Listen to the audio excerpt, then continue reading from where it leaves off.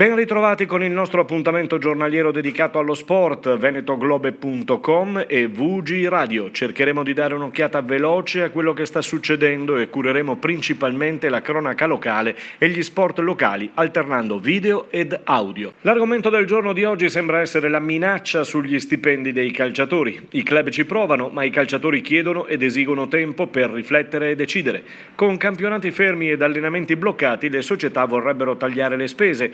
In Europa succede anche che al Sion, in Svizzera, si licenzino 9 giocatori, mentre in Germania al Gladbach si rinuncia volontariamente allo stipendio. In Italia il basket, tramite il commissario tecnico della nazionale italiana Sacchetti, conferma che sarebbe giusto un taglio dello stipendio. La Serie A potrebbe ripartire il 2, il 9 o il 16 maggio per finire a fine giugno oppure a luglio. Intanto soltanto Lotito e la Lazio vorrebbero anticipare i tempi del rientro, ma sembra proprio che invece questi si allungheranno e anche di molto. Molti i calciatori che sono ritornati in patria, a partire dal Pipita che con un volo privato è ritornato in Argentina, dalla mamma che non sta bene. Jovic è ritornato in Serbia ed è stato pure denunciato. Per la Formula 1 è stata quella di ieri una giornata durissima, viste le decisioni prese per calendario e team. A Monaco intanto addio al Gran Premio ed il principe Alberto è positivo, sta bene, ma dovrà naturalmente rimanere in isolamento. Si parla nonostante tutto di Olimpiadi di Tokyo, la fiaccola oggi è arrivata in Giappone, ieri ad Atene una cerimonia di passaggio molto contenuta, gli scettici sono molti e le difficoltà sono veramente tante per una Olimpiade regolare.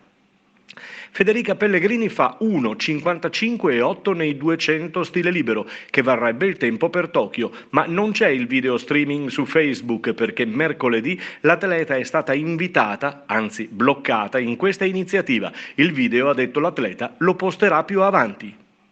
Ed ora la cronaca trevigiana. Pro 14 per il rugby bloccato e sospeso fino a data da destinarsi, con il rischio che la manifestazione possa già considerarsi chiusa e finita per questo 2020. Cancellata anche la finale, quindi Cardiff prevista per il 20 giugno. Qualsiasi finale dovesse disputarsi nell'ambito di questa stagione sarà ospitata dalla squadra con il miglior ranking basato sui risultati del campionato della stagione corrente.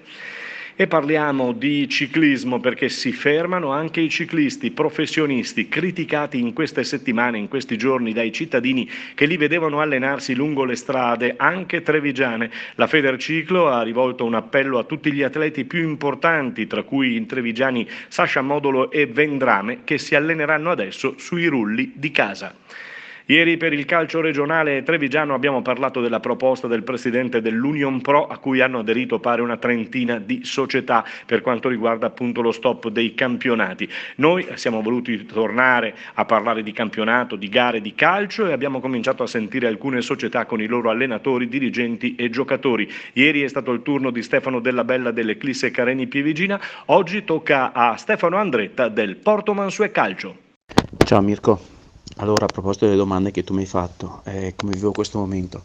È un po' particolare, mai provato, mai vissuto, ed è chiaro che manca un po' tutto, manca il lavoro, manca il fatto di poter uscire, manca il fatto soprattutto di allenare, e quindi speriamo che finisca assolutamente al più presto.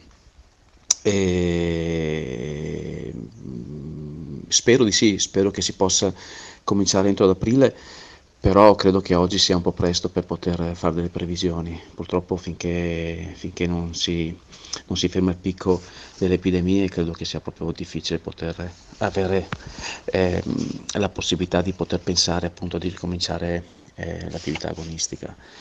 E la speranza comunque è quella che in ogni caso ci devono essere delle sentenze. Io credo che siano state fatte tante partite, e quindi credo che la classifica attuale possa rispecchiare un po' quelli che sono stati i valori espressi dalle squadre. Quindi dal mio punto di vista, al di là di tutto, spero che si possa cominciare più presto e riprendere da dove abbiamo lasciato. Non dovesse essere così, comunque penso anche che sia giusto che